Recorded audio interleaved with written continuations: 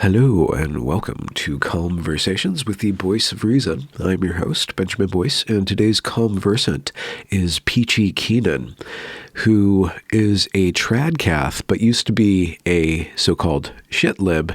And in this conversation, we chart her developmental arc from a free-flying woman of the 90s to a mother of many children and a avowed or devout Catholic.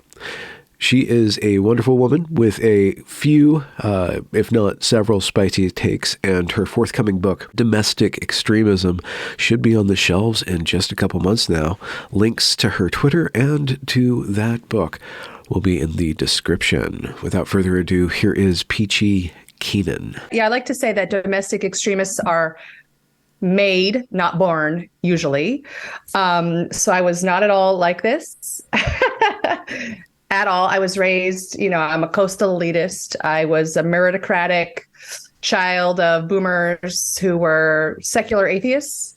They were Reagan Republicans, so they were sort of politically, conservative, but socially we had no real guidelines. I was raised by, I like to say, in the church of MTV, raised by my peers, Generation X, like we all were. Unless you're raised in like some kind of devout religious community, you're just going to be, and you're living in a big city and you're going to private schools, you're just going to absorb the culture. So I fully absorbed the culture. And I rebelled against my parents. I thought they were stupid and idiotic for liking Ronald Reagan. I was pro-choice, obviously. I was a liberal feminist, basically. I was militantly pro-choice.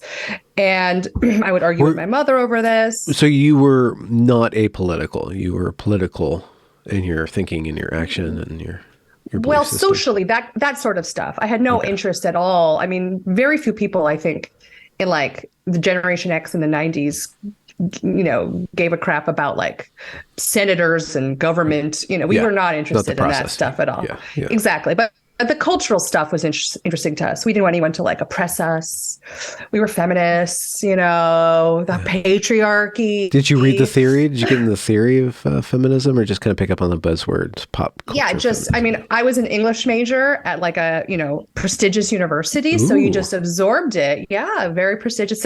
So like every single one of my like, my English seminars would always end up with us writing papers about like the male gaze. The male gaze in every piece Those of gay literature. Males, man, they just pop up everywhere. Feminists are obsessed with gaze, I know. And we would just constantly be writing. It was like it was a joke to us even back then that like every paper was about the phallic symbolism and in Tennyson and whatever, like Shakespeare. It was all through that filter just because of who our professors were, these sort of gray-haired, former 60s radicals who were teaching us. So you just absorbed it. I never was like a gender theorist or anything like that. And then, so I just, college spat out all my friends as just these kind of basic bitch, whatever, liberal, feminists. We're not going to settle down. We're going to go spend our 20s having fun. Well, later on, we'll think about all that stuff. Who cares? That was just the norm. And it sort of still is the norm, even more extreme. And so my domestic extremism it wasn't even a glint in my eye. I knew one day I'd want to get married and have kids, but I wasn't a kid person. I didn't even like have any contact with little children for probably 20 years before I had my own. I didn't have any cousins.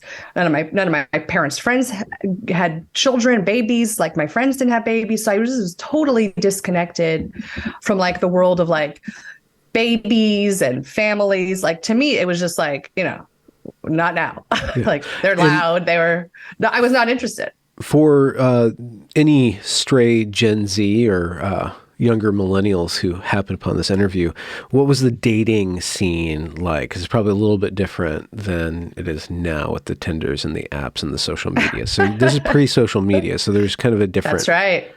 networking Oh my gosh. situation. There, but for the grace of God, go I. Just thank God we did not have access to those apps because, plenty of damage was done without the apps. And I just can't imagine the chaos that would inflict it on us. Dating was still, though, I mean, and I actually read about this in my book, we were still sort of modeling ourselves on our boomer parents who had, our mothers had all gotten married very young in their early 20s. We didn't want that. That was a fate worse than death. But we did all aspire one day to be married and then have children. That just seemed like that's what you do, right?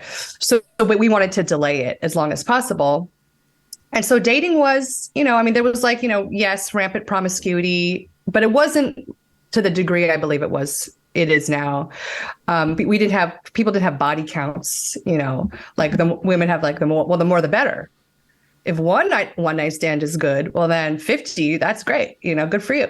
We didn't have that. We wanted boyfriends, we definitely wanted boyfriends. So sort of like serial boyfriend. And so on a certain level, you weren't acting as male typical in your dating as women are now on Popular Front. Like we're kind of male typical reproductive strategy is to mate as many as possible. Somehow women have absorbed that and emulated that. Yes. Yep. They sure have. No, we were not there yet. There was still a modicum of like self-respect going on.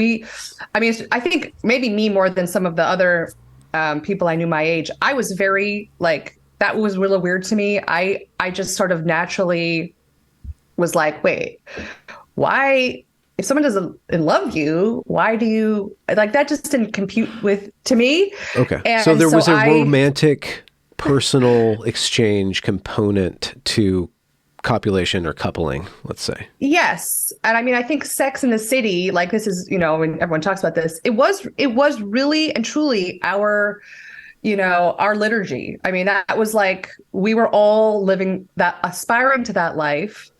And it didn't ever really occur to us at any point that all four of those women were just like fooling around until they found like the one. And that's what they really wanted. That was the end goal. But we just thought, oh, look how fun that is, like brunch and shopping. But they also were stymied romantics. And that's what we were, really. So we all eventually figured it out. I'm glad like I say, I got out by the skin of my teeth, relatively unscathed. And it's something that looking back, I'm like, what a waste of time. I got married, when I was 30, and I luckily met my husband when I was 28, and I escaped, left it all behind. But what a waste of time. That is an interesting point of view. Let's expand on that. Like, what time is being wasted? Or you were exchanging your time for fun. So what were you missing out by having restraining that certain type of fun and freedom for a partner that you're dedicated to? Like, what's being wasted in that time? I've talked about this with my husband, and just, part of it is realizing that we ran out of time. We decided, or I discovered, and he discovered, that we enjoyed being parents, that we really loved having children. And so we tried to fit in as many as we could in the time we had left.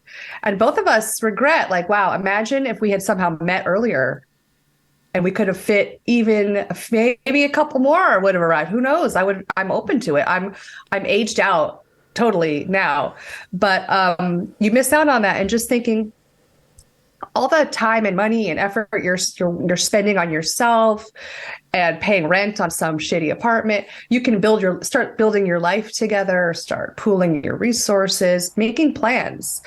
And you really do feel like when you get married and have a kid, like, oh, now my life starts. And so why not start that earlier? It just doesn't make any sense.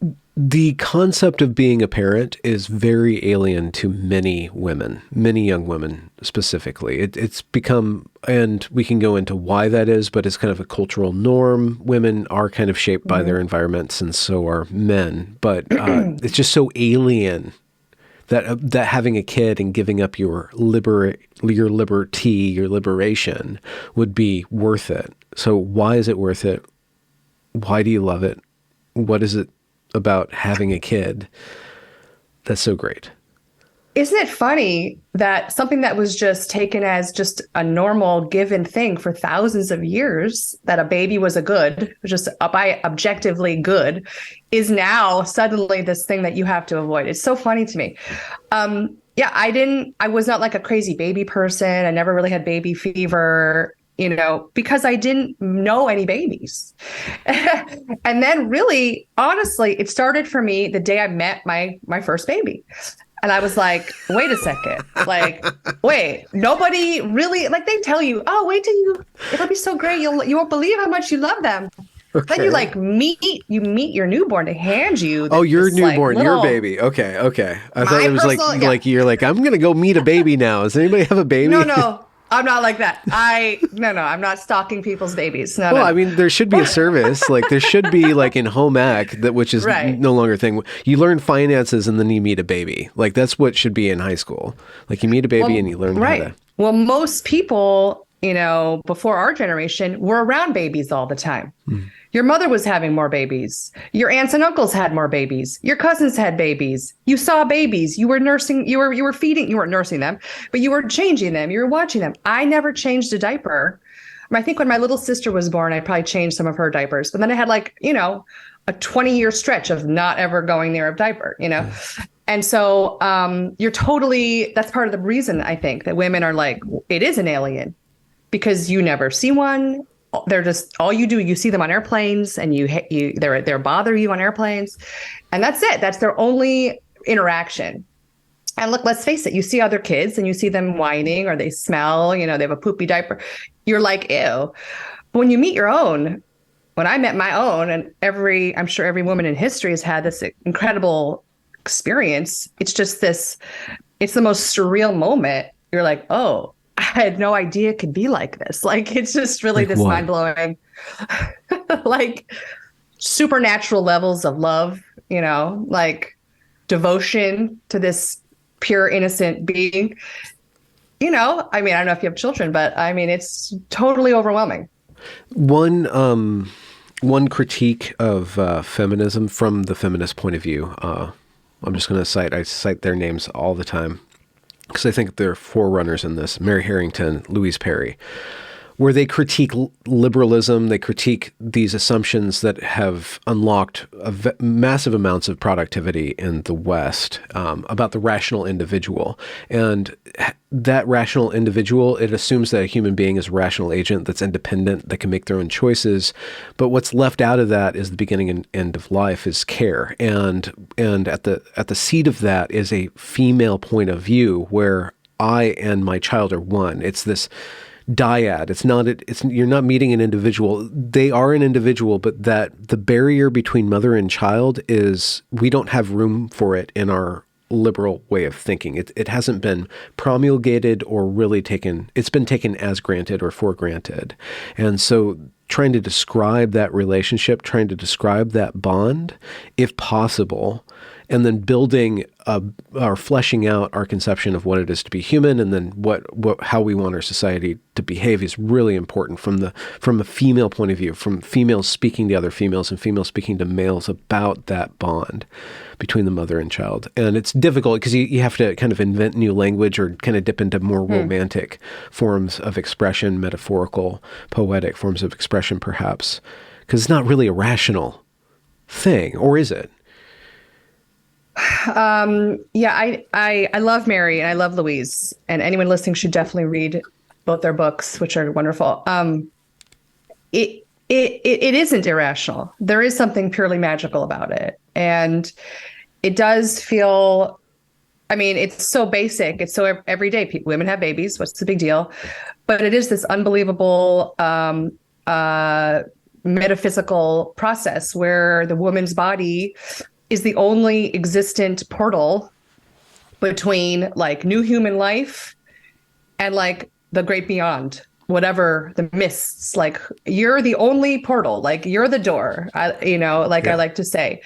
And, like, a lot of women don't know that, or they ignore that, or they forget about it until it's too late, and the door, they lose the key and they can no longer open it.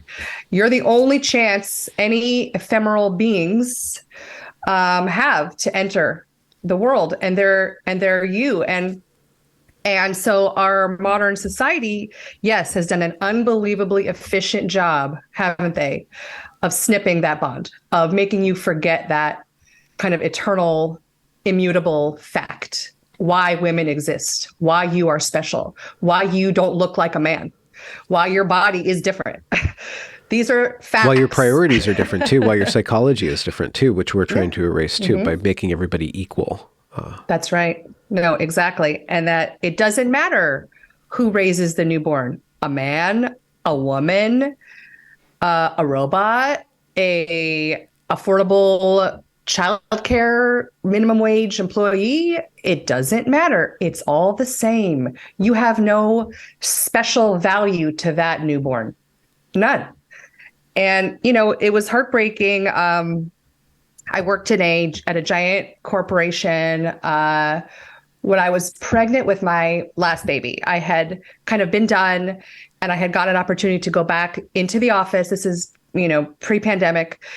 And it was basically like I couldn't turn it down. They made me an offer I couldn't refuse. So my kids were in school. So I went and I spent a few years back in the office. And every floor in this beautiful, LEED certified, environmentally friendly building had lactation rooms on every floor, like these beautiful darkened lighting. They had mini fridges where you could store your breast milk and like beanbag chairs. And they were all empty because none of the millennials had kids. And I would go into these rooms sometimes just to like take a phone call or whatever. And I would just think, I can't believe that women have to do this. They have to pump at work.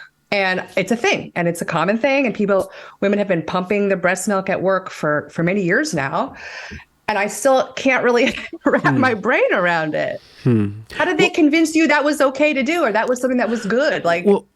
Just for a thought experiment, if you are in an agricultural society and there's a certain period of time where a lot of work has to be done in the field, and the woman has to be nursing, so she has some sort of baby Bjorn, so the baby's she's working and nursing at the same time.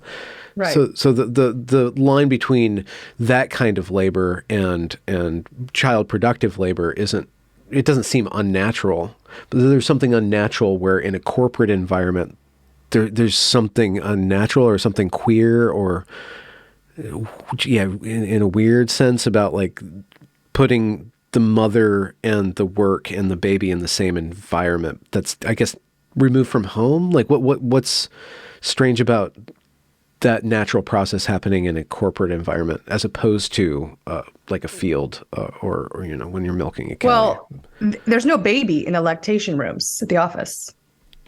Oh, so the lactation room wasn't for like a baby feeder like they have in the. You don't bring your baby. Okay. Your baby is home drinking no formula or whatever. So the corporation's milking your labor, and then you're milking your body for your baby who's not there. Exactly. The baby is absent. You're lactating. Your breasts are engorging with milk. So you have your pump, and it's like a cow. Plugs the hoses up to the teats, takes the milk out, you store it in the fridge, you freeze it, you bring it home, baby gets it later if it's lucky, if it doesn't go bad. There's no baby involved. So, having a papoose on your back or whatever, working in the fields, that's a wonderful tradition. I mean, that's backbreaking labor. To be a postpartum mother, harvesting, the fields, I can't imagine how difficult, oh my gosh, why am I complaining about my life? But they were doing what had to be done, but they also they were feeding the baby with their bodies. Yes. And it's sort of an incredible. The baby was there. The baby is present. That's the thing. It's like they seem to really want you to go away from your baby. They want you to have the baby 6 weeks. Maybe you get 6 weeks off. I think we had 6 weeks plus the state. Yeah. Gave us an extra 3 weeks, half your salary or whatever. So they just sort of starve you of your paycheck to get you back. You got to go back, get back, go back. And I left and I was like, well, I'm obviously not going back. I didn't tell them this.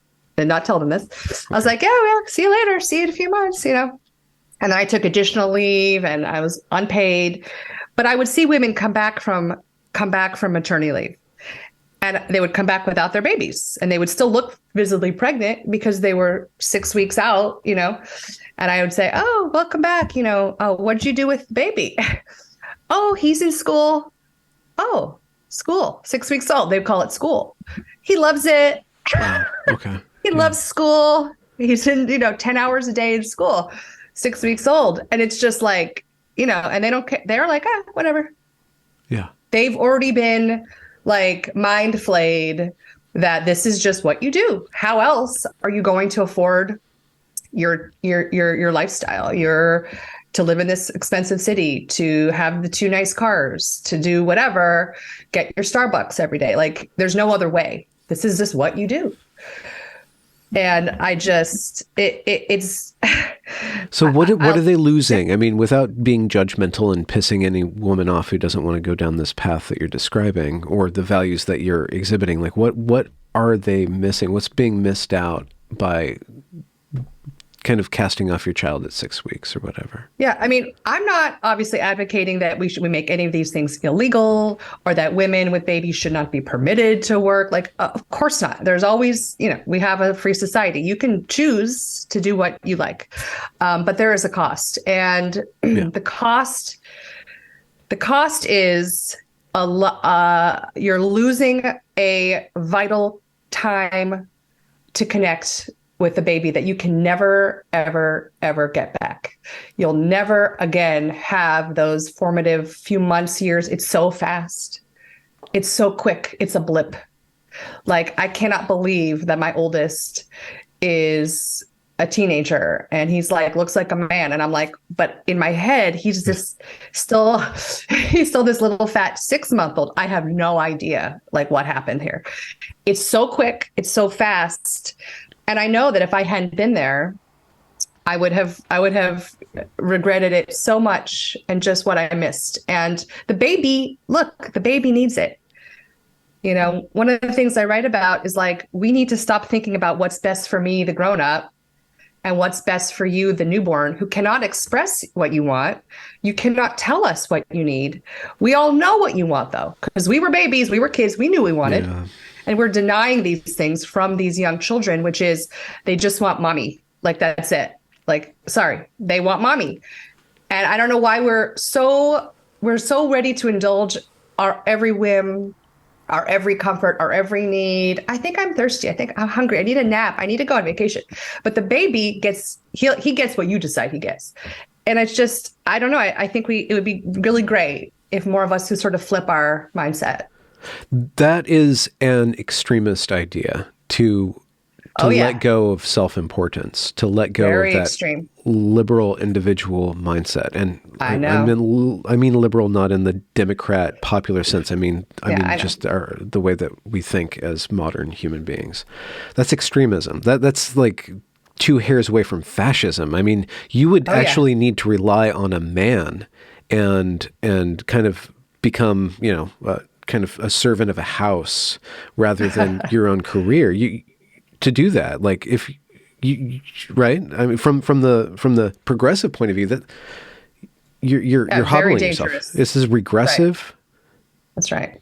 This is dangerous to the individual. Very project. dangerous. Very dangerous, but very good for the baby.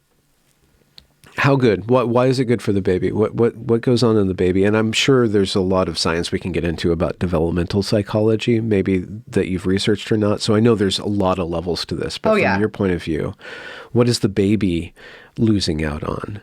Well, there's actually a great book by a woman named Erica Komisar that talks about how important it is. Komisar. She wrote a book about why it's so vital that women do their best. Not every woman can do this. I understand that. Do your best to be present, to be physically present with a kid for its first 3 years. And the research that she goes into, there's physiological differences between babies that are, let's say, held by their mother all day and babies that are not held all day or held by strangers. The baby has different cortisol levels. The stress levels are different. Like, all of these things, the thriving is different. The baby physically thrives more when it's in the arms of the mom he knows, the person he knows the best, and the person who smells like his next meal. This is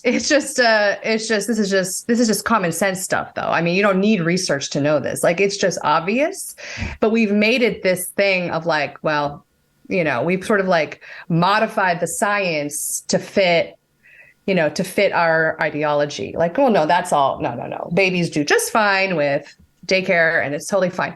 No, it's not. And Erica Komisar got canceled for her book. She was a liberal, like a psychologist in New York City. The book, I think, was, by a big publisher, like I think Random House.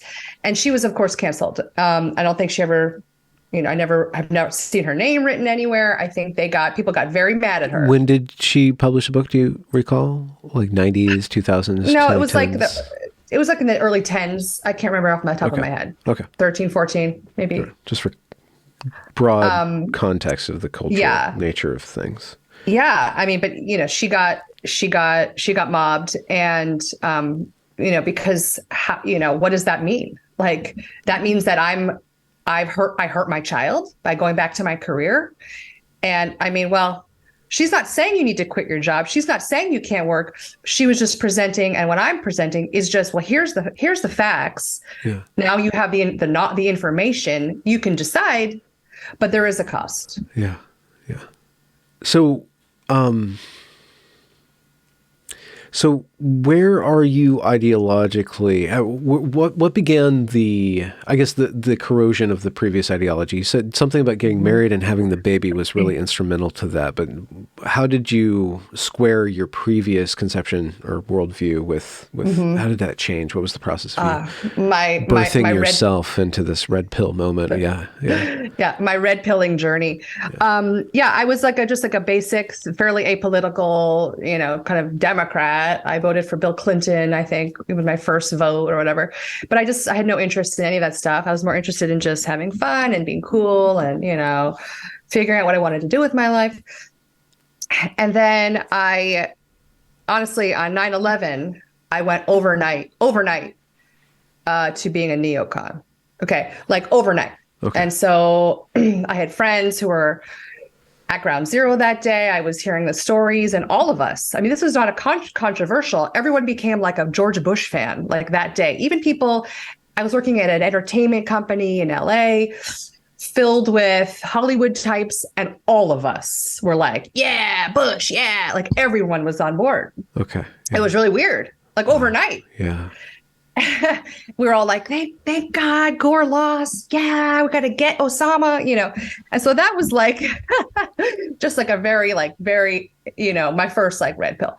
And like many people had that same experience, I think. Now, obviously, I kind of, regret a lot of like the ideas I had then, that we should just go bomb Iraq and all that stuff.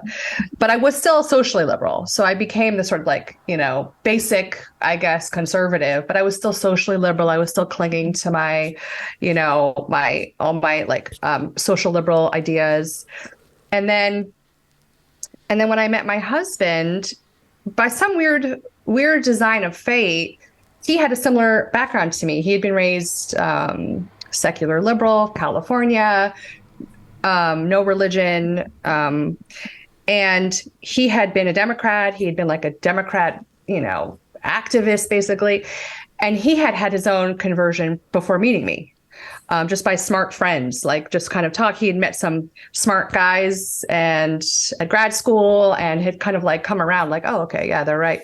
And so when I met him, we started having these debates. He'd be like, I think it's fine for someone to have a gun. And I'd be like, what? Ew, that's crazy. Like, and I remember thinking like, I can't date this guy. Like, he's this crazy, he's not Mr. Right. He's Mr. Far Right. I can't be seen with this guy. Good one.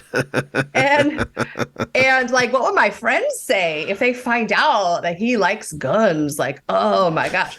So, and he also had recently changed his whole worldview that he'd had for many years, from being pro-choice to being pro-life. And so that we had these huge arguments. Okay. Just by kind of, and he's a very good debater. Okay, that was my weakness. I was not as good a debater as him, and so we had these debates, and also we were kind of falling in love, courtship and all of that, and so all of that, worked its magic on me, and I was like, all right, yeah, abortion is murder. Okay, yeah, but I remember saying my last point was like, yeah, okay, it is murder, but it's still her choice if she wants to kill the baby. That's still her choice, though.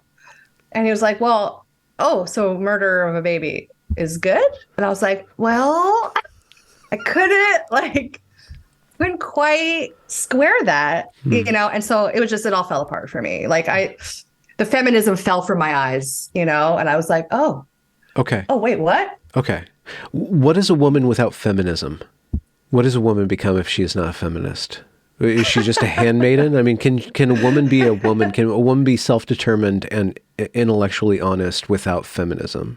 I think it's the only way to be intellectually honest without feminism. Feminism is the lie.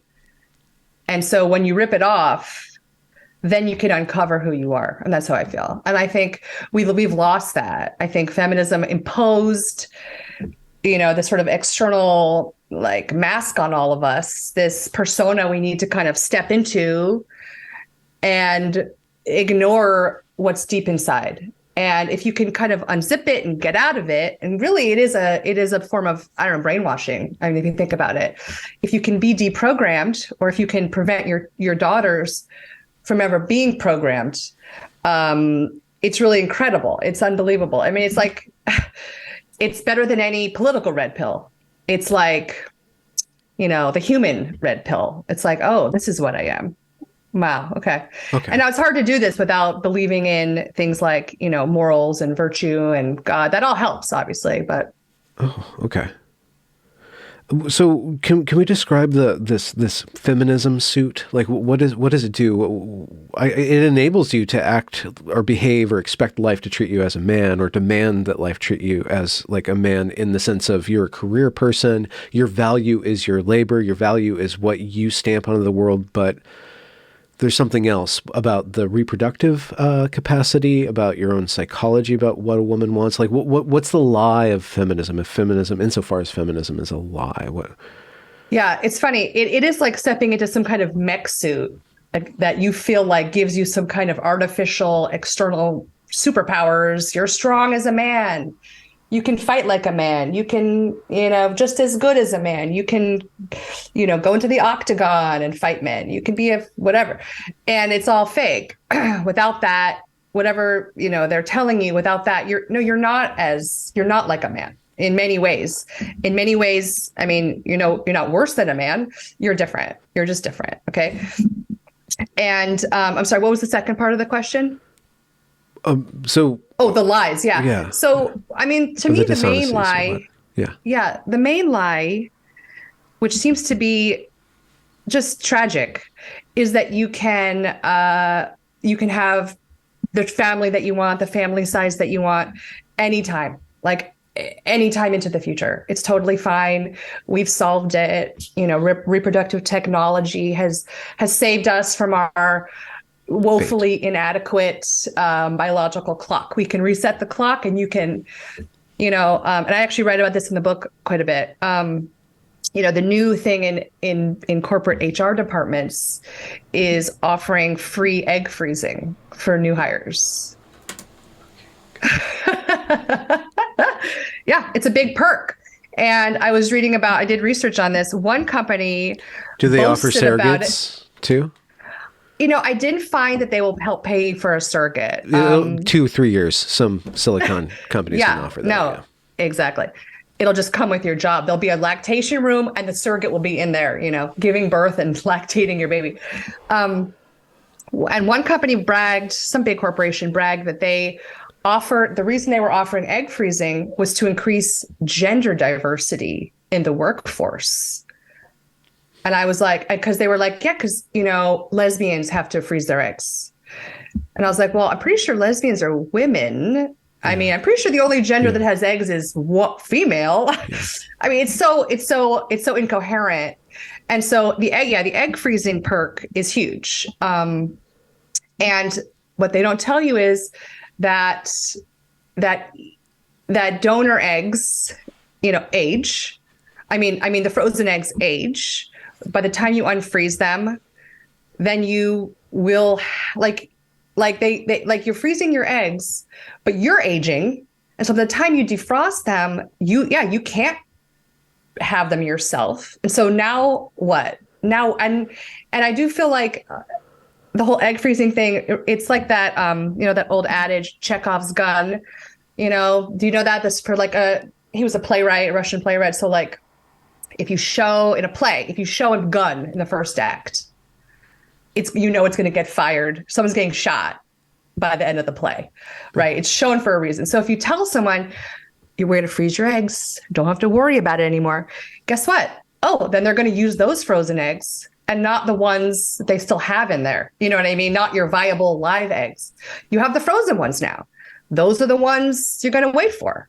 And so I think it puts you into this psychology of like, well, I better wait because I froze them and I had to go through this whole, really, it's a very invasive medical process to harvest them and get them out. It's not comfortable. I've never done it, but I've researched it. And so if you have them frozen, why in the world would you bother getting pregnant the natural way? And so you're setting these women up into this cycle where now they're thinking, oh, I need, not only could I wait, but I should, because I don't want all that work to go to waste. Yeah. They put so much money into my eggs. I don't want to get pregnant naturally. Yeah. And so you just delay and you break up with the boyfriend and, who knows? I mean, that's just one of the lies of feminism, but that to me is such a tragic one. And it's the reason why, every fertility doctor in LA drives like a Lamborghini, Yeah. Jennifer Law has done research. I haven't spoken about this specifically. She does a lot of films around medical ethics, mostly having to do with surrogacy. She's done a lot of stuff with detransition now, and I believe that she's covered in utero fertilization and the freezing of the fetuses, not the fetuses, but the zygote, the first part of the egg. Embryos, yeah. And there's like basically 1 million frozen potential humans in the United States, some incredible number, but also the research about the psychology and the health impacts on the children of going through that. It's actually, it's not the best way to be born through that process. I wouldn't want to be frozen and then be defrosted and... Well, what if you're like 50 and you don't want to age anymore? You're going to wait for like better technology, just freeze yourself for 100 years, come back online. I guess so. No. Wait, what's her last name? Law? Lahl, L-A-H-L. I'll hook you guys up afterwards. I think I've seen her. She's in I've seen California. her name. Yeah. Oh, cool. Okay, cool. Yeah. Yeah, that's fascinating. So there's this other side of this conversation having to do with men, and from Jordan Peterson's kind of awakened this stretched the Overton window, which had been kind of captured by some sort of pseudo-feminist point of view, which kind of took men for granted or cast men as unworthy of women or bad in some ways. And there was a lot of neglect going towards men, or there was just a lot of neglect in our school system of just the male psychology. And then on the dating market, a lot of the way that the numbers work out on an evolutionary biology point of view with the dating apps is that there's like 80%, 20% of men get 80% of the women now, right? So there's just like a expendability of men. So from your point of view, or from the feminism or the womanism, or from the female positive point of view, the domestic extremism point of view, that's centered in childhood and child rearing and family life, like what is required of men in your ideology just your worldview? Like what do men need to bring to the table, and what are the qualities that are desirous in men for this system or this kind of program to work? That's a great question. I think with men, male domestic extremists, if you want to put it that way, we're sort of making a little more progress, I think, because of guys like Jordan Peterson, or, the whole like sort of renewed focus on masculinity, Bronze Age pervert, like a lot of that stuff. I'm not saying all that's perfect, but a lot of it has seemed to like renew some latent masculine energy on the right. And it's important that we kind of capture that energy and funnel it the right way, hopefully to family formation with their trad wives, and not unleash them onto, to pillage villages and ravish all their maidens. For men, what's required is the same thing that a woman has to do, which is put her own identity first, protect her, keep her body and soul intact as during her youth, during her most fertile years, and focus on. Are you advocating like maidenhood? Are you advocating some form of chastity? Of course. Absolutely. Huh. I'm a practicing devout Catholic, so I have to. Whoa. Okay. We're going to get to that. Okay. Wow. Wow. Okay. All right. I know. Cool. This is very dangerous stuff here, Benjamin.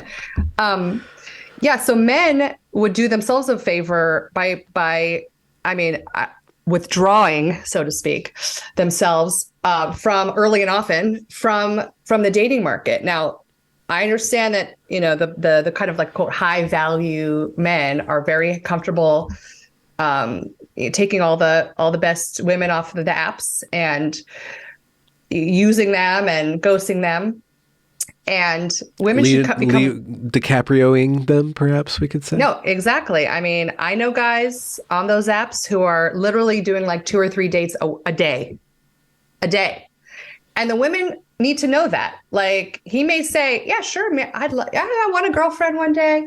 He does not want a girlfriend one day. He wants a girlfriend for 2 hours. And men. Some men are doing that, and the species has to figure itself out. I think that most men, what they really do want. Look, the men I know doing that are mostly divorced men, and they weren't divorced by choice, and so. So they're exercising some sort of trauma out, if we can use that word on women, like some sort of sowing their wild oats. I'm saying they would have been quite happy to stay married. And they didn't cheat on their wives, at least in my anecdotal experience. So I think that, what's required of women is the same thing is required of men, which is, if you can, start early. Don't waste time dating. Dating is for suckers. Sorry. Dating is a con.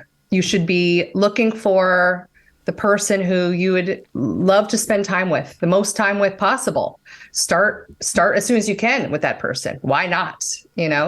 Save yourself years of heartbreak and loneliness and tears and cheapness. STDs and soul destroying. Preserve your soul, and then lock it down and make sure you have the same kind of idea that you don't. Divorce is not going to be an option. You're not going to cheat on each other. You're going to be devoted. You're going to make it happen and go for it. And I do have a lot of hope that is sort of happening on the right with men.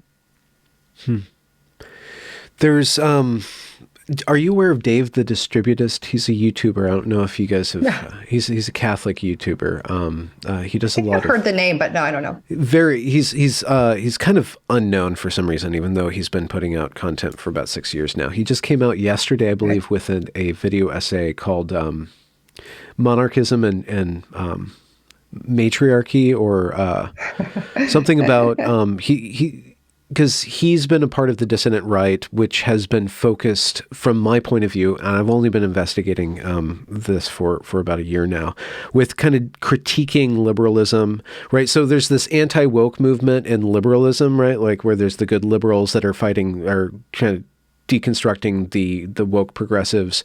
But the problem with that is that it seems like they just want to reset the clock 20 years, and it seems like it's just going to kind of end up where it is now. And then the dissident right has been critiquing liberalism too.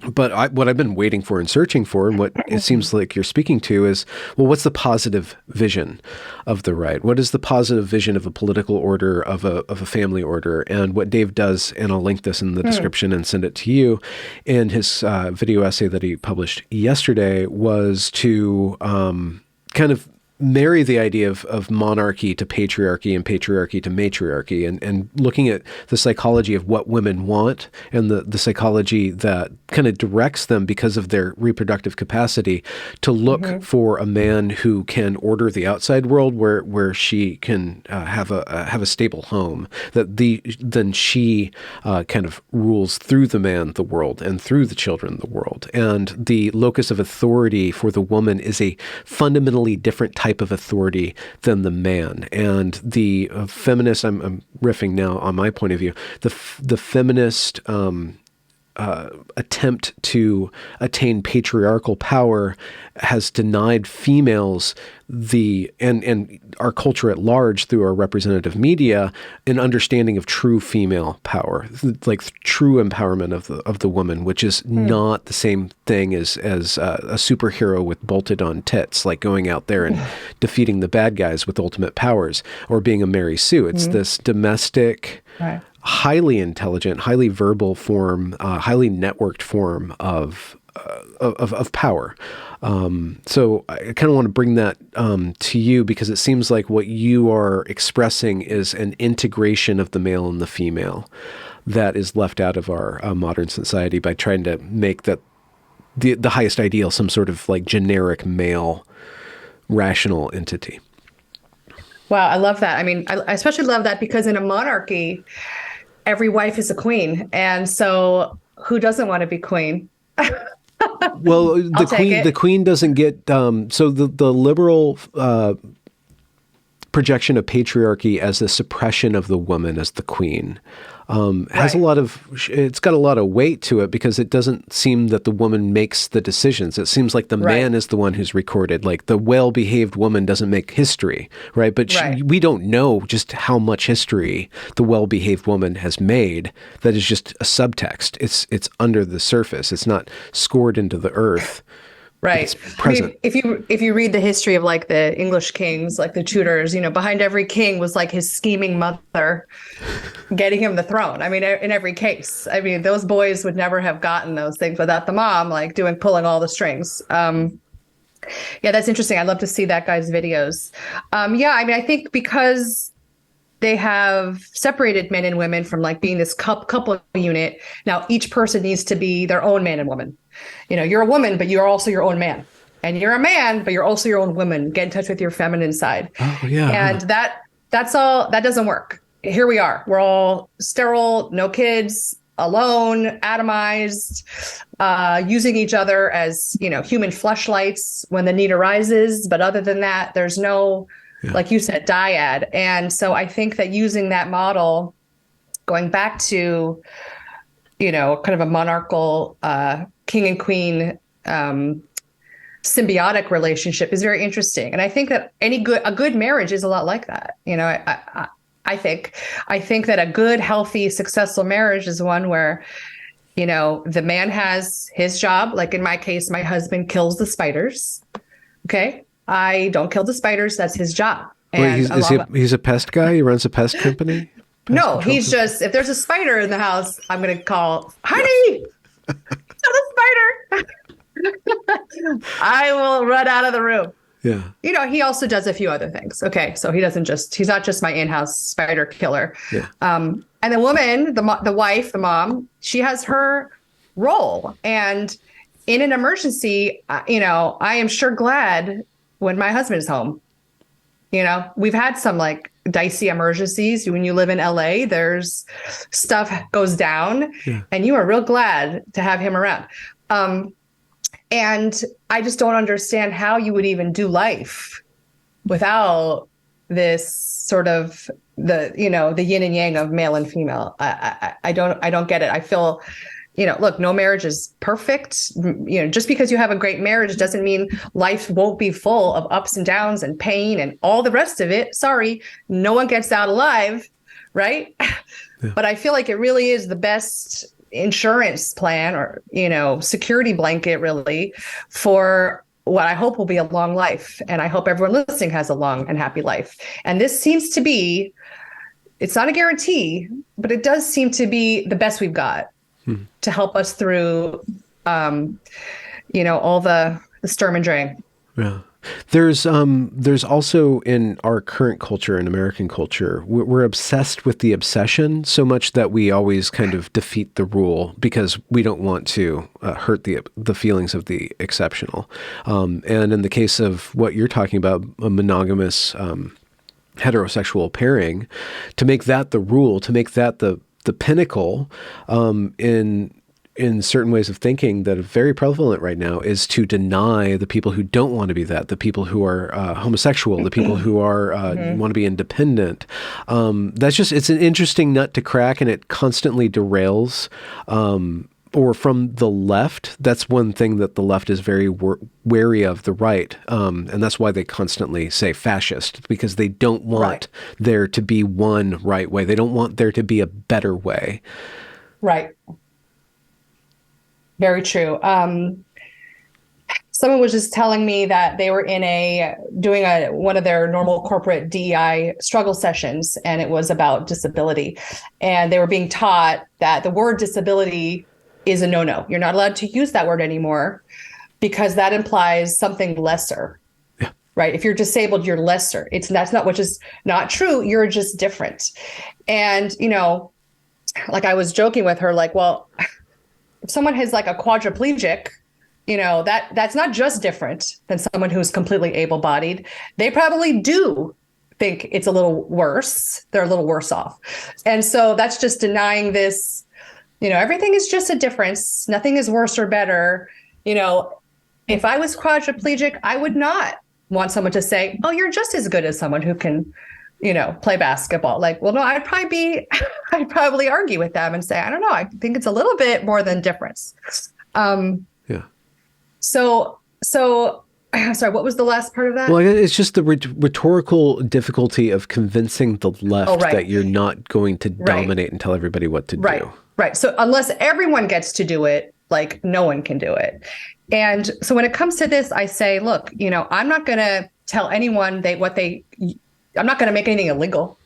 Like if two men or two women want to get married, like I'm not going to stop anybody. Like I know gay couples, like God bless them. Like I have a wonderful life. What I'm advocating for is that more people choose, what is best practices for forming families. And that's been proven again and again, proven out in many, many studies, even looking at long-term studies of children who are born of egg donors and sperm donors. We know what is best. Examine yourself. What are you glad you had a mom and a dad who were married? If you're lucky enough to have had that, I'll bet you those people were pretty glad that is how they were raised. So yeah, if their argument is, well, not everyone gets to do it, so you can't do it. What do they call it? Like it has a word now for heterosexual couples, reproductive privilege. Yeah. Because you don't have to resort to technology and very expensive hiring poor, peasants at the trailer park to have your baby for you, which is, they're exploiting these poor women. It's reproductive privilege. Forget white privilege or class privilege. Reproductive privilege is the next target. And actually, someone was just telling me that in Congress, they're actually looking at a bill. Family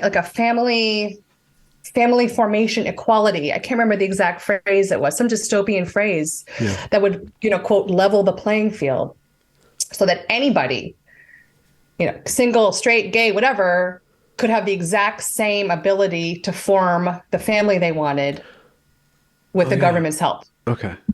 Yeah, I wonder, because I've seen something about that, and it's being pushed by I think it was a gay couple that was suing the state of New York because they wanted they felt that they deserved a child, and so they were somehow suing their insurance to get a surrogate because it was their human right. Right. have You're a coming child. right. Yeah. Yeah. Yeah. Yeah. I mean, my argument, I really do try to stay away from like saying this is, it's about gays. It's like, well, no, that's sort of like that might be in some cases it's gay men, but any child, what I say is going to do better with a man and a woman, you know, that child will do better with a man and woman versus a man or two men. It doesn't matter that one man or those two men are gay or whatever they are. It's just the fact of the child not being raised by its biological mother and biological father. It has really nothing to do with like, oh, I'm homophobic on this. No, be gay. Go ahead. Like, what am I going to do?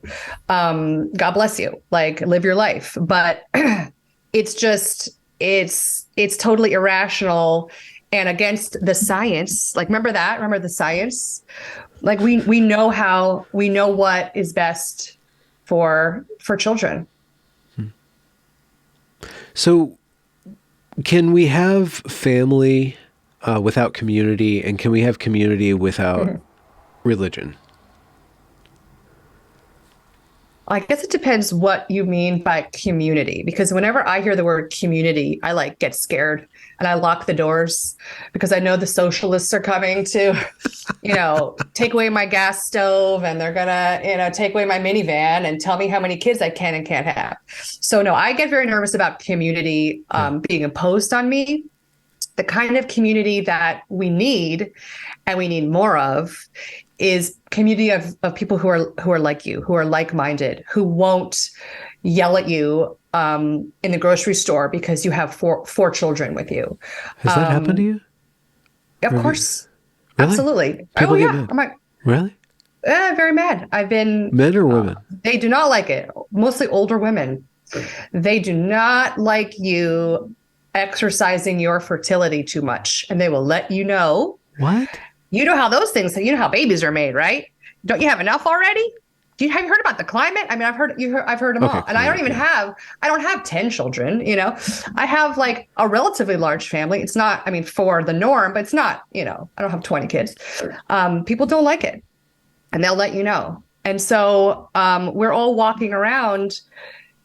When you live in hostile territory, like I live, your neighbors get mad at you. That's too many kids. Look at you, you poor woman. Oh, look at you.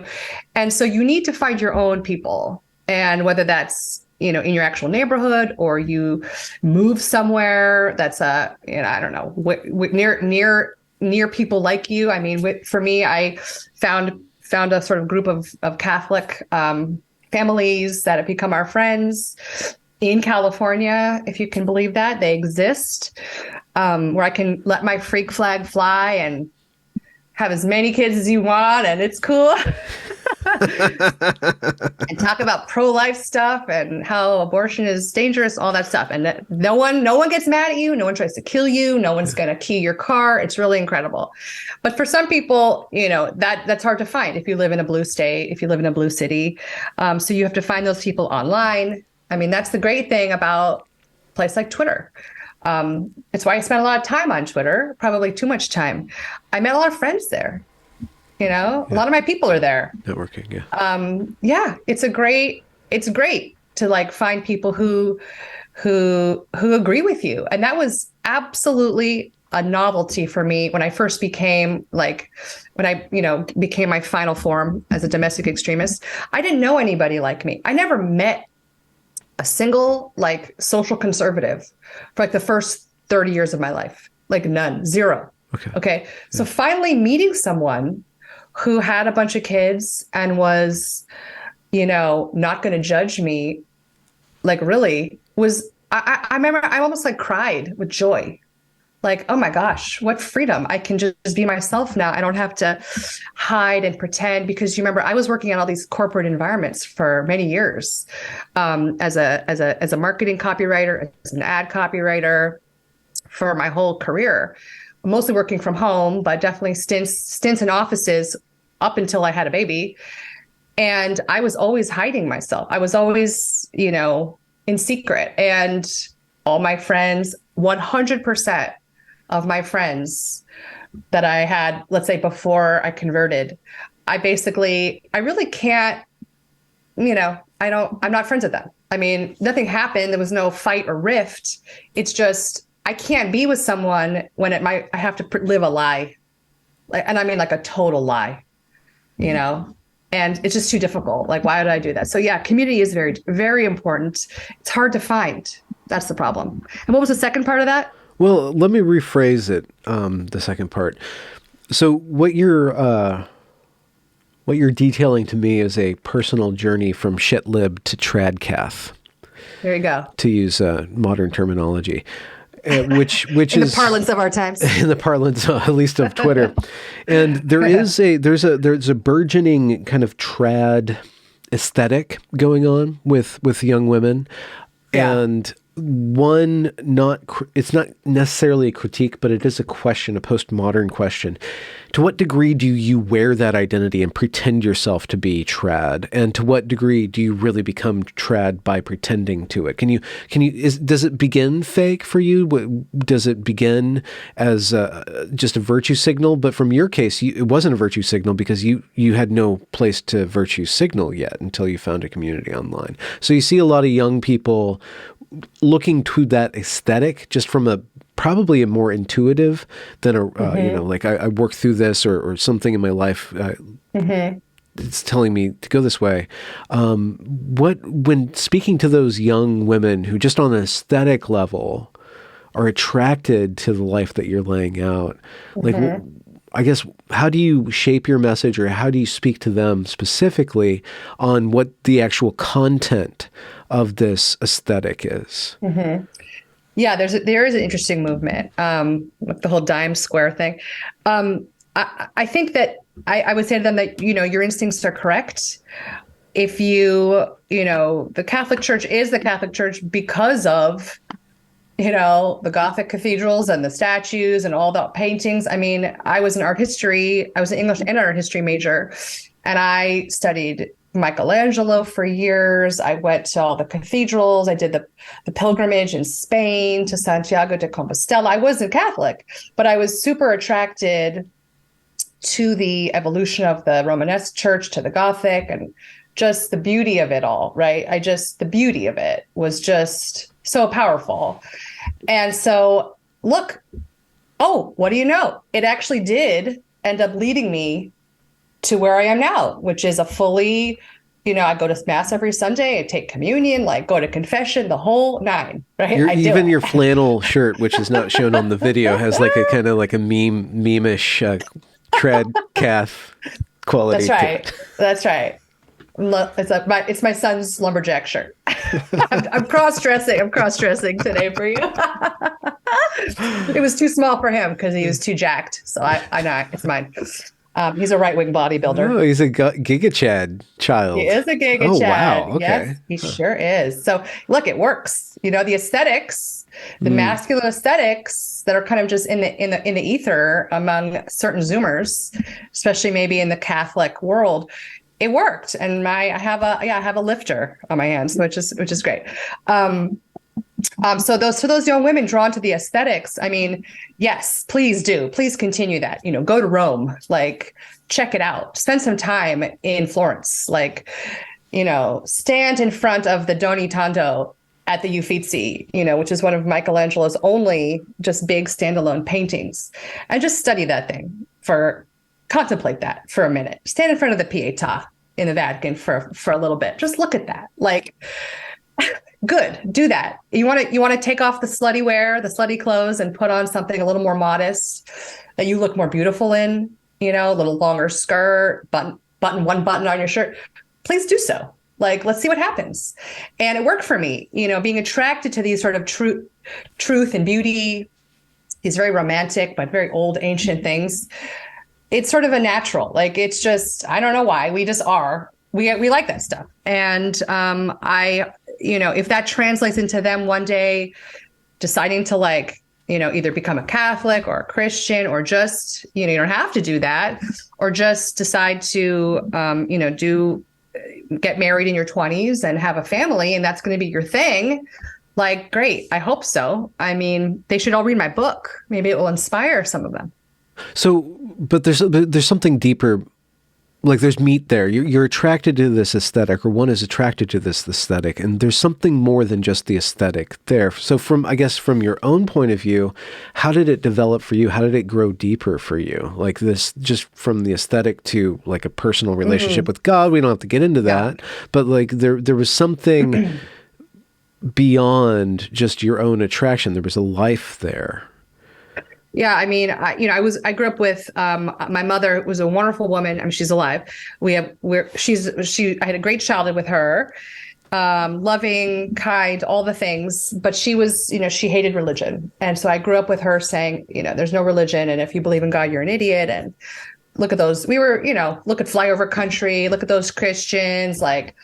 They're so dumb. That's just how, when you grow up in like a, west side of Los Angeles, secular, kind of upper middle class milieu, that's just what you are going to, that's what's her. And, highly educated. You're too smart to believe in that stuff. Yeah. You're too smart. It doesn't make sense. Like, why did children get cancer? Why did that plane crash? Weren't they praying to God? Like, that was what she would use on me when I started becoming Christian. And, those are hard questions to answer when you've been a Catholic for 5 minutes. Like, you're like, I don't know. Yeah. My husband converted after we had our first pregnancy ended in a miscarriage. So we had this very traumatic miscarriage event. We were married. We were not religious yet, but we had this. At 3 months, we had a baby, and the baby died, and in utero, and had to go through the whole thing. And it was just very shocking, because like when it's the first one, no one prepares you. We had no idea that was a thing. We had picked out a name and all this stuff. So we're just totally traumatic. And my husband was like, I'm converting to Catholicism. Like the next day, I was like, okay, what am I going to do? Stop you? I'm not going to be that kind of person. Like, I love you. If that's what you need to do, honey, you go for it. I'll see you later. Like, have fun. Like, I was not ready yet. How so were you? I'm sorry to ask this. How were you dealing with the loss and that tragedy? Oh, for me, I just mourned. I was a mess. I cried for a week. I was in bed mourning it. Like my baby, my little peanut died, and it was so sad. I just was totally traumatized. I didn't have any other way to deal with it. I didn't pray. Nothing. I couldn't pray to any saints. That was just not a thing. Right. So, I mourned how any secular person would when someone dies. They just cry a lot. Why did bad things happen to me? Oh no. And that's it. And I better have another one. And fortunately, I did get pregnant 4 months later, thank God. But my husband went to RCIA, and he became a Catholic, and I was sort of like, okay, whatever. Like, I'm not doing that. And I started going. He's like, "Will you come to mass with me?" Now he was very, very good. He never proselytized me. He didn't like push me, because he had been told, "Don't push her."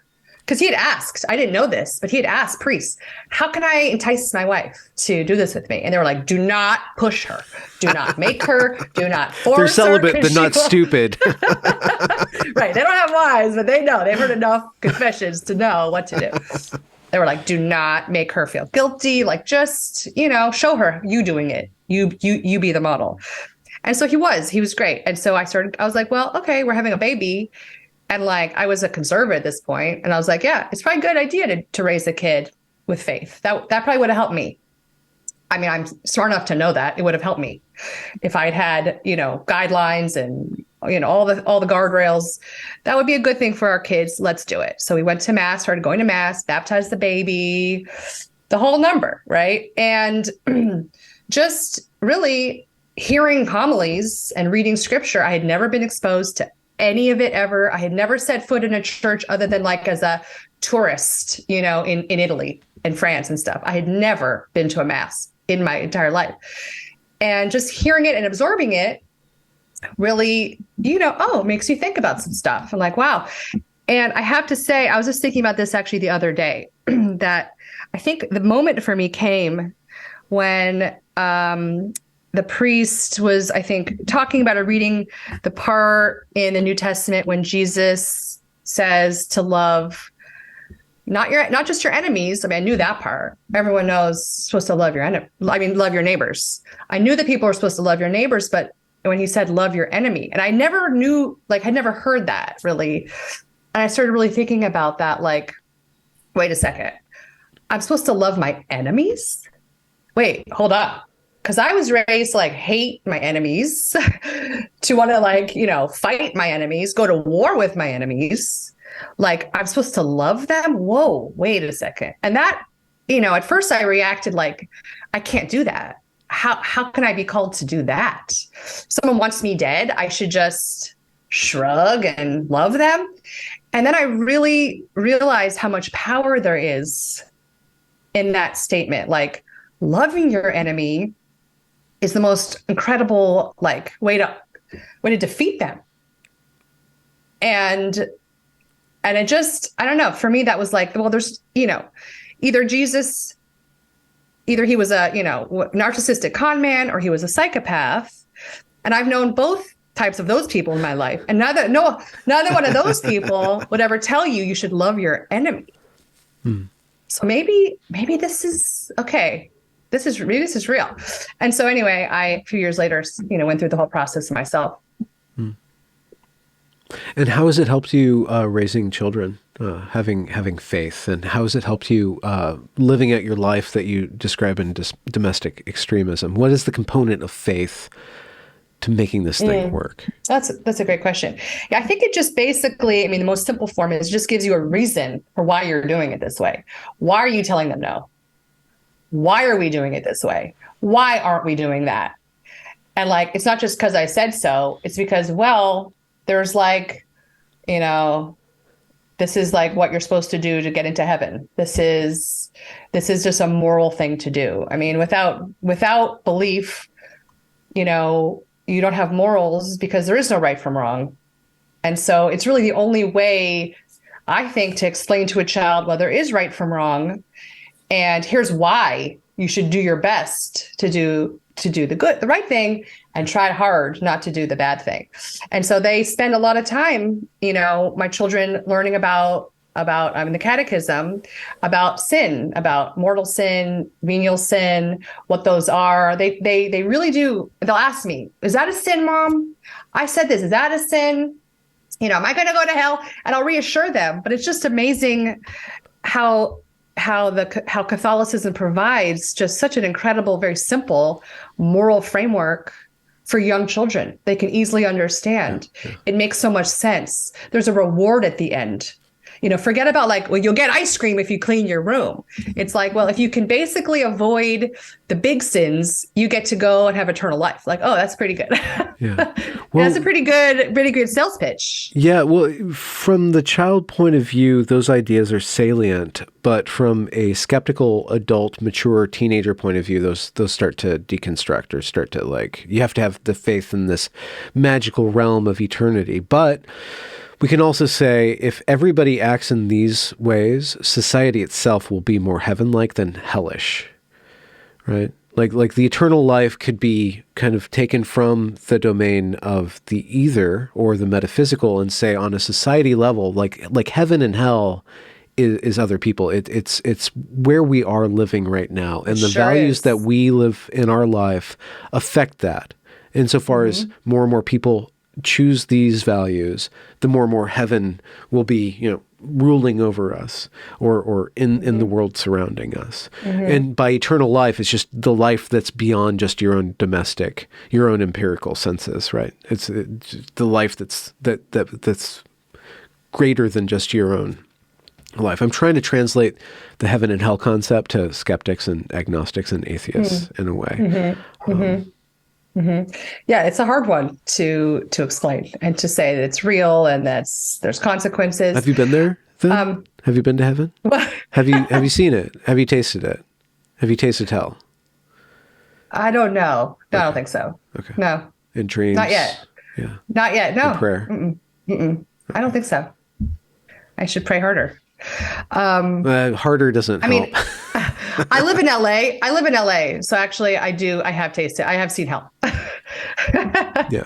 Los Angeles is, certain areas, probably look a lot like what hell does look like. And people on the street are in their own personal hell, and you see it every day. I mean, it actually is great living in a city like this. You can so easily see the wreckage, the human wreckage around you. And you can just point to your children and say, look what happens if you follow this dark path.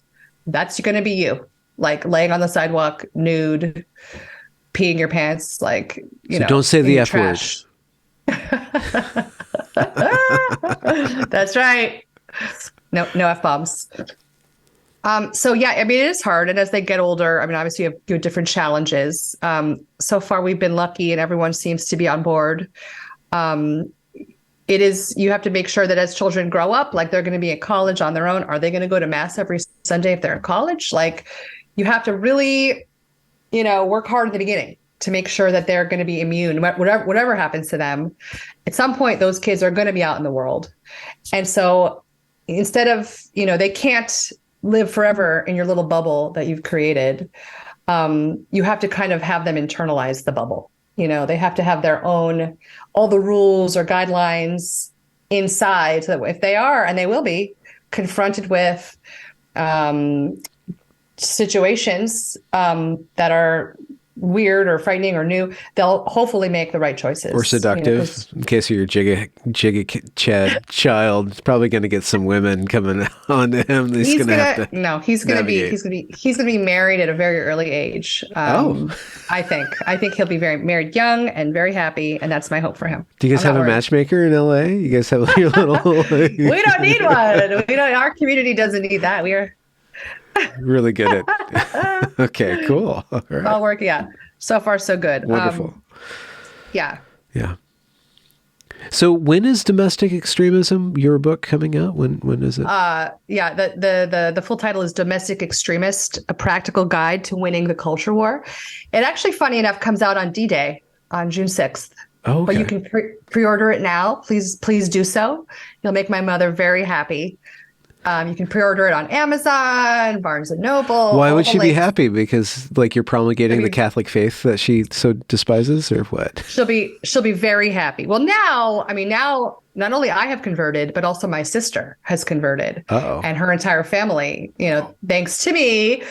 Just kidding. And so my mother is completely okay with it. Like, she's happy for us. She's, we keep saying to her, Mom, you're next. Come on. She's like, well, I don't know if we'll get her, but she's completely supportive. She's a wonderful woman. I mean, she's basically this incredible Christian woman, just without the Christian part. She has everything else. Yeah. So I hope no one thinks she's this horrible, evil person. She's absolutely not. And she's been very supportive. So yeah, she'll be very happy. She'll be happy that, I finally made something of myself. So please pre-order my book. And do you do anything else online other than stirring up situations on Twitter? Not that you do that, but yeah, you guys can follow me at Keenan Peachy on Twitter. I'm pretty active on there. I also just started my new Substack, which I am super excited about. peachykeenan.substack.com. Please subscribe. For now, everything is free. Are there going to be recipes there? What's going to be on your Substack? I'm not I'm domestic, but I'm not that domestic. Okay. There's a lot of money in the recipe grift. No, I mean, my biggest flaw is that I was raised to be this pampered suburban princess. Oh, yeah. So I do not, I don't know how to work a butter churn. I don't have a loom. I'm sorry, I cannot darn socks. All those ancestral skills, those homemaker skills, my mother tried and failed to install them into me. Okay. So I am as domestic as possible. On the scale, I'm as domestic as you're going to see around here. But no, I am not the Martha Stewart of trad wives. Not yet. Yeah. I do like to cook, but I'm not some special magical whiz in the kitchen. What's the content of your Substack going to be then? Well, I'm trying to figure that out. It's going to be sort of a mix of stuff I write about. I write also for the American Mind, americanmind.org. I'm a contributing editor there, and I have a monthly column. And so for them, I write a lot about politics, sociological issues. I've written about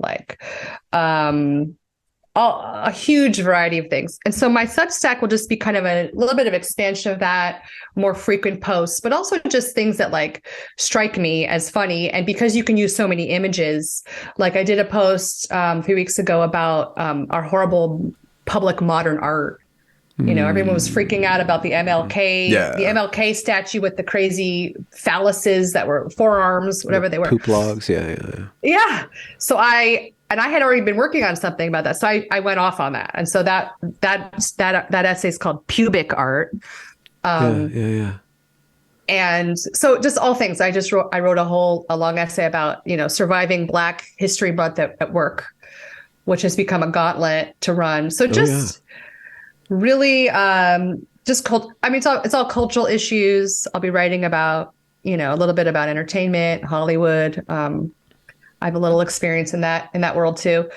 And then talking about my book and all the things that will come out of that, hopefully having discussions with readers. And I'm hoping to grow it into like a little home base. It's super fun. Super fun. What's your take or your stake in the political movements on the right, like Mothers for Liberty, the things that are going on in California to sort out the gender stuff in schools, and that is that on your radar? Is that something that you're I mean, I'm an ally of theirs. Like I know the Moms for Liberty. They're great. They're doing the Lord's work. I'm not like actively involved in any of that. My children aren't like, I'm not a stakeholder because I'm not in the public school system at all. I have completely exited that, and everyone should. Okay. So that's your protest. Yeah. Do not give them your children as fodder for that machine. Do not do it. They want your children. They want their brains. They want their hearts and souls. Don't do it. So I'm out of there. So no, I'm not going to bother. And I mean, California, it's basically the schools are a lost cause. Yeah. So I mean, the laws coming out of Sacramento here are so ludicrous. You know, we have state representatives like this one Wiener in San Francisco, Wiener. Yeah. Scott Wiener, Mr. Wiener, who passes Am I allowed to say after... cocksucker in front of you? Yeah, you can. If this is I don't know if this is a family show. He keeps passing laws, like the one where it's now no longer a felony to purposely give someone AIDS, HIV, and misdemeanor. We will transition the rest of America's youth. Right, we're a transgender sanctuary state, which is terrifying news to parents who maybe are in red states, who fled blue states to protect a child. I read about this in my book. There was a Muslim family in Washington State, I think in 2018 or whatever, and they had a teen son he was, you know, extremely autistic, which is obviously one of the red flag, one thing that does lead to these gender dysphoria. So he was autistic and he became depressed and suicidal. They brought him to the hospital, the psychiatric hospital. And while he was there, had been there for like 2 or 3 days. The hospital called the father and said, okay, well, first of all, did you know your son is a girl? He's a woman. You didn't know that? And the husband was like, the dad was like, oh, really? They've discovered that my teenage son is really a woman in 3 days that they've had him.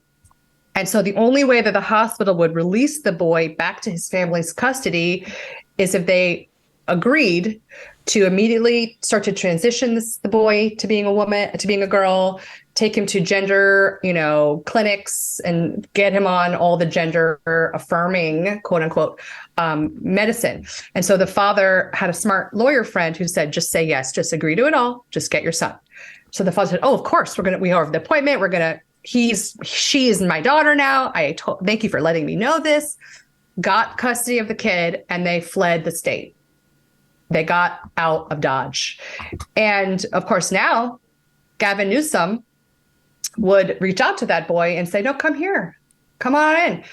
And so, you know, California's tentacles now are reaching out and they will grab your children in the middle of the night and take them here. There's no place to hide. It's very, very scary. Yeah. Your only chance is to become extremely domestic, take charge of yourself and your kids and reclaim your parental authority. And if you don't, they will claim it for you.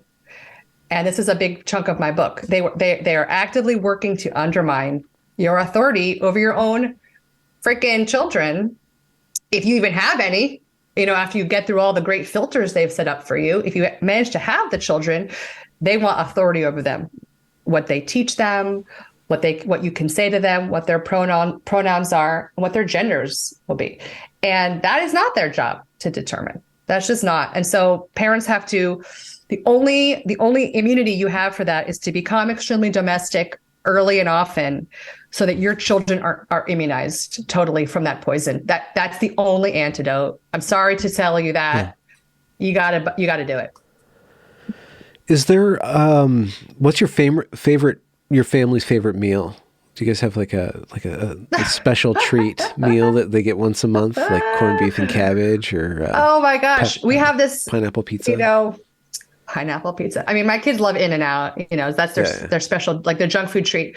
But a meal that they will request and that they love is what we call pasta of life. And what? I named it the pasta of life. Okay. It's so good. Cool. It's so good. It's not really good for you.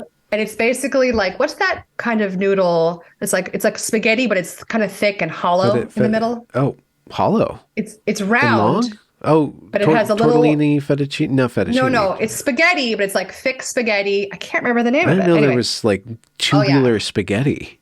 No, it's spaghetti. It is spaghetti, but it's sort of like hollow in the middle because it's kind of thick. So it's like a very long, like whatever. Anyway, okay. You can use spaghetti. This is better with the thick spaghetti. And you basically take half a pound or quarter pound of pork fat, which you can only buy at certain markets. Yeah. Just a chunk of pork fat. It's like a big giant chunk of bacon, basically, right? Yeah. There's some meat and mostly fat. And then you brown that with like 6 or 7 white onions for like 2 hours. Just the pork and the onion. And it caramelizes into like the most incredible thing. And that's it. And then the noodles. That's it. With pepper, salt? Yeah, if you want. A little cheese if you want. No. Okay, wow. It's unbelievable. It's very addictive, and you probably pretty fattening. But that's a very short Substack article. Like my first recipe. Thank you. Just add a lot of pictures, and those are family proportions too. I guess maybe not, because they all caramelize down. Oh my gosh, our family proportions have been growing. I mean, teenage boys. I had they really will eat like. I don't know what to do. How many? Do you mind saying how big is your family? You said 4. You're at 4. I'll just say no. More than 4. Under 7. Oh wow. Okay. Great. Good on you. That's very Catholic. My minimum recommended number, if you can pull it off, many can't. If you can do it, 3 is my minimum recommended number. You need an heir, a spare, and then a baby. Oh. But don't stop there. Feel free to have more. They should make a coffee mug. That should be part of your merch. Air spare baby. There you go. Yeah. Good idea. Well, Peachy, thank you so much for coming on. I've been watching you on the internet, and I like just having just randoms like you come on, but you're not so random anymore. Now that you've been on the Benjamin Boyce podcast, you reached over your shoulder. You're going to pull out your AR-57 to show. No, I'm good. Okay. No, I'm not. I'm unarmed. I'm totally unarmed, except by my rhetorical skills. Yeah. Such as they are. But thank you for joining me. And, thank you so much. It was a pleasure. I'll link in the description all of the links to your book, which is coming out on D-Day 2023. That's right. Domestic D-Day. That's right. It's got a great cover, too. Thank you so much. Yeah. This is awesome. Thank you, Benjamin. For sure.